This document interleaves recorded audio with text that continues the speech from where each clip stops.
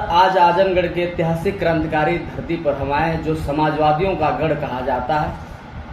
आज उत्तर प्रदेश के कैबिनेट मंत्री पूर्व और वर्तमान राष्ट्रीय महासचिव समाजवादी पार्टी के आदरणीय प्रेम सदस्य श्री शिवपाल यादव चाचा जी का आगमन हुआ। कार्यकर्ताओं में बहुत उत्साह दिख रहा है। हमारे बीच में आज मजदूर सभा के प्रदेश उपाध्यक्ष पूनम श्रीवास्तव जी हैं। आज कैसे लगा मंत्री जी का आगमन होने का? बीच माननीय शिवपाल यादव जी आजमगढ़ में कार्यकर्ताओं से वार्ता करने के लिए आए हुए थे। कार्यकर्ताओं का उत्साह तो इतना बढ़ चढ़ के था और उसमें शिवपाल यादव जी चाचा जी का आना समझिए कि जो भी जितने भी कार्यकर्ता थे और भी ज़्यादा उत्साहित हो गए। एक तरह से सब में जोश भर दिए।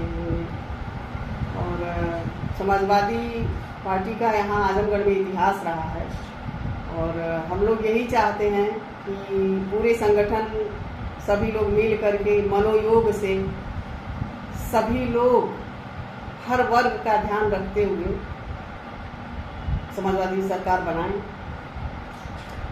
सबसे महत्वपूर्ण सवाल ये है, उपाध्यक्ष जी, मजदूर सभा एक ऐसी है, जय जवान जय किसान का नारा देते थे हमारे लाल बहादुर शास्त्री जी, और नेताजी ने जब अपनी बागडोर संभाली है इस प्रदेश में, मजदूरों और किसानों, दबले कुचले जवानों की हमेशा आवाज़ उठाने का काम किए। बड़ी जिम्मेवारी है मजदूर सभा की आपकी। क्या मजदूर सभा को आज संदेश देंगे आप? समाजवादियों का शुरू से ही ये कार्ल मार्क्स और लोहिया के सिद्धांतों पर ये पार्टी जो है उन्हीं की विचारधारा पर चलती है। माननीय स्वर्गीय मुलायम सिंह यादव जी भी इसी विचारधारा के नेता थे, जमीन से जुड़े हुए नेता थे। उन्होंने मजदूरों के लिए बहुत ही ऐसे कार्य किए जिससे मजदूरों का उत्थान हुआ। लेकिन समय की धारा बदली और इस परिवेश में इस समय की स्थिति ये है कि जो मजदूर हमारे पूरे देश की नींव रखते हैं, जो मजदूर जिनके बल पे हम लोग हर रोटी कपड़ा मकान सब कुछ उन्हीं की देन है, मजदूरों की ही देन है कि रोटी कपड़ा मकान हम लोग अच्छे से खाते हैं और पहनते हैं, लेकिन उनकी उपेक्षा की जा रही है। मेरा बस यही है कि मैं उन मजदूरों के उत्थान के लिए उनकी आवाज़ बन करके मैं अपनी पार्टी में संघर्ष करूंगी, पार्टी तक उनकी बातों को पहुंचाऊंगी ताकि उनका उत्थान हो सके। सबसे बड़ी सवाल ये है, महिलाओं का घर से निकलना बड़ा मुश्किल हो जाता है। महिलाएं घर से निकलती हैं तो कहीं पति का प्रेशर, तो कहीं सास ससुर का प्रेशर, और अपने आवाज़ को आगे बनाना चाहते हैं। उठा करके हम कैसे अपनी आवाज़ को आगे करें? महिलाओं का सम्मान हमेशा राष्ट्रीय अध्यक्ष जी ने करते आए हैं और महिलाओं का सम्मान बढ़ाते हैं। मजदूरों के लिए मजदूर सभा के उपाध्यक्ष बनने के बाद आप कैसे कैसे मजदूरों को अपने में एकत्रित करके संगठन मजबूत करेंगे?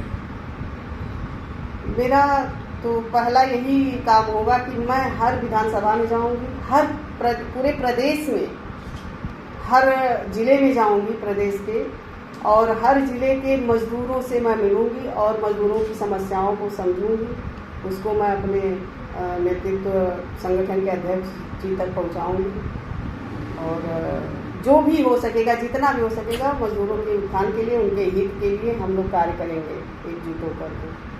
पार्टी में तमाम पार्टियां हैं। कहीं भाजपा कहती है कि महिलाओं का सम्मान समाजवादियों में नहीं होता है, तो कुछ 3 या 4 दिन पहले हमारी कुछ महिलाएं जाकर बीजेपी ज्वाइन की हैं और सुषमा पटेल जिनको राष्ट्रीय अध्यक्ष जी ने सम्मान देकर लड़ाया था, 252 वोटों से चुनाव हारी थी, आज उन तमाम महिलाओं पे आवाज़ उठा रही हैं। इस पर क्या कहेंगे? अब इस पे उन लोगों की विचारधारा कैसे बदल गई ये हम वही लोग बता सकती हैं, लेकिन इतना जरूर कहेंगे कि जो सम्मान समाजवादी पार्टी के राष्ट्रीय अध्यक्ष जी इस समय भी दे रहे हैं, पहले भी मिलता रहा, वो किसी पार्टी में नहीं, किसी भी पार्टी में नहीं मिला। और हम लोगों को तो कोई दिक्कत नहीं होती है, अपना हम हर बात हर समस्या को उनसे कहा जा सकता है। अभी देखिए ना बीजेपी के शासन में मणिपुर वाला कांड हुआ, क्या कहा जाए, कहाँ ये लेके जा रहे हैं समाज को। और इस बात के लिए हम लोग एकजुट होकर के हम लोग इसकी लड़ाई लड़ेंगे। महिलाओं के साथ भी अत्याचार ना हो, मजदूरों के साथ अत्याचार ना हो, कहीं भी इस तरह की घटना दुर्घटना होती है तो हमारे अध्यक्ष जी ने भी, राष्ट्रीय अध्यक्ष जी ने कहा कि आप लोग कैंडल मार्च निकालिए। हम लोग इसका विरोध किए थे, हम लोग कैंडल मार्च निकाला गया था महिलाओं पर जो अत्याचार हुआ था। बेटी बचाओ बेटी पढ़ाओ का नारा दे के 6 साल हो गई सरकार को और 9 साल केंद्र में हो गई। इन्होंने संगठन जो बेटी बचाओ बेटी पढ़ाओ का नारा दिया, 2022 चुनाव ही समाजवादियों का गढ़ कहा जाता है आजमगढ़, और 10 की 10 सीटें विधायक जी खाते में सीधा अखिलेश जी की गई है। तमाम विधायक समाजवादियों की नीति और सिद्धांतों पे चलते हैं। आजमगढ़ बहुत समाजवादियों का। आज जिस तरह से मणिपुर की घटना, नंग वस्त्र कर बेटियों को दौड़ाकर उन्हें कुत्तों की तरह नोचा जा रहा है और सदन में आवाज़ उठाने पर उनको बाहर कर दिया जा रहा है, ऐसा शासन कभी आपने अपनी उम्र में देखा होगा? कभी नहीं देखा था। ये ऐसी सरकार है जो सच्चाई अगर बोल दे तो उसके घर ईडी, सीआईडी, बुलडोजर ये लग जाएगा। और आप खुद बताइए कि ये जो घटना हुई मणिपुर में, क्या ये इससे भी कोई शर्मनाक घटना हो सकती है? कभी नहीं हो सकती। ये बहुत ही शर्मनाक घटना है। हमारे पूरे समाज की महिलाओं का अपमान हुआ है और इस अपमान के लिए हम लोग सड़क पे उतरेंगे ताकि उनको उनका जो है अपमान का जो है उनको पार्टी से कुछ उन लोगों का जो सम्मान वापस दिलाया जा सके। केंद्रीय मंत्री बीजेपी में स्मृति ईरानी जी हैं, विधानसभा में चिल्ला कर अपना गला फाड़ रहे हैं। जब मनमोहन सिंह की सरकार थी और मनमोहन सिंह प्रधानमंत्री थे, 423 रुपया सिलेंडर था, 48 रुपया पेट्रोल था, 42 रुपया डीजल था। जाके लोकसभा के बाहर सिलेंडर लेके बैठ गई थी और मनमोहन सिंह को चूड़ी भेजी थी। आज सिलेंडर का दाम 1250 हो चुका है और पेट्रोल का दाम 100 के आसपास है। इस महंगाई पर वो नहीं बोलती हैं। अब इससे बड़ा अत्याचार क्या महिलाओं के साथ हो सकता है? इन पे क्या कहेंगी? इस पर हम यही कहेंगे कि ये लोग बीजेपी की जो सरकार है, इनका 2 ही सिद्धांत है, 5 किलो राशन और झूठा भाषण। समझ रहे हैं? 5 किलो राशन दो और झूठा भाषण दो। अब यही गुमराह करके 5 किलो राशन दे करके हमारे नौजवानों को ये अपाहिज बना रहे हैं। कोई भी जो काम धंधा दीजिए, बेरोजगार हैं तो उनको रोजगार दीजिए, 5 किलो राशन देकर के घर में बैठा के। ये तो दास प्रथा जो बहुत पहले थी, आपके 1947 के पहले, आज़ादी के पहले दास प्रथा थी। उसमें यही था कि इनको बस खाना खिलाओ और ये घर में बंद रहें, बस पेट भरने का काम कराया जाता था। वही दास प्रथा ये बीजेपी वाले फिर लाना चाह रहे हैं और इसी का हम लोग विरोध कर रहे हैं। दूसरा काम इनका झूठा भाषण, 15 लाख रुपए खाते में, और आपका देखिए 2 करोड़, हाँ, बेरोजगारों को 2 करोड़ की नौकरी। एक भी रोजगार इनके शासन में एक भी वैकेंसी नहीं आई, जो आई उसमें पेपर आउट हो गया। ये इनका सिद्धांत है। 10 साल जो बेरोजगारी झेलते हुए बच्चे, कितने नौजवान जो है आत्महत्या कर लिए, कितने नौजवान डिप्रेशन में चले गए हैं, कितने नौजवान जो है प्राइवेट नौकरी, MBBS और MBA कर करके बच्चे, BTech MTech कर करके बच्चे जो है प्राइवेट नौकरी कर रहे हैं, वो भी 2000, 4000, 6000 में नौकरी कर रहे हैं। तो ये समझिए कि हम ये देश को कहाँ ले जा रहे हैं। देश की जो अर्थव्यवस्था है, देश तो खोखला होता जा रहा है, बच्चों को रोजगार नहीं। 76 साल देश को आज़ाद हुए हो गया।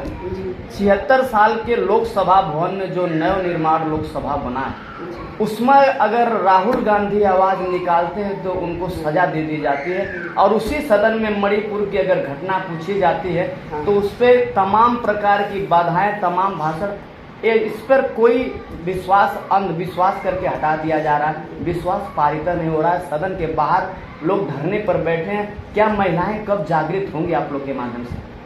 हम लोग पूरा प्रयत्न कर रहे हैं कि महिलाओं को जागरूक करें।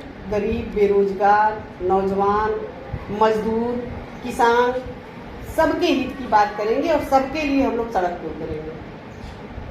और सभी लोगों से यही हम अनुरोध करते हैं कि बीजेपी हटाओ, सपा बुलाओ। आखिरी सवाल आपसे है कि आजमगढ़ समाजवादियों का गढ़, जी। उपचुनाव में गाजीपुर का एक ऐसे शानदार प्रत्याशी आए, अपने आप को शिवपाल और अखिलेश जी से तुलना करने लगे। उपचुनाव में चुनाव तो जीत गए, अब वो कहते हैं कि यहाँ अगर शिवपाल या मुला अखिलेश कोई भी आ जाए वो हमारे टक्कर के लड़ने वाले हैं। क्या 2024 फिर से समाजवादियों का गढ़ कहलाएगा? जो ये कहते हैं ना कि माननीय शिवपाल जी और अखिलेश जी की कोई औकात नहीं है हमारे सामने, उनका ये बड़बोलापन है। पहले वो अपनी औकात को देखें, उनको पिक्चर की शूटिंग करना है और बस बड़बोलापन दिखाना है। पहले वो अपने अंदर झांके कि वो जहाँ खड़े हैं वो उसमें भी माननीय राष्ट्रीय अध्यक्ष जी का हाथ है, उनको भी खड़ा करने में। और आप जानते होंगे कि सांस्कृतिक विभाग में कौन सा यश भारती पुरस्कार माननीय राष्ट्रीय अध्यक्ष जी की ही देन है, और किसी सरकार ने इन लोगों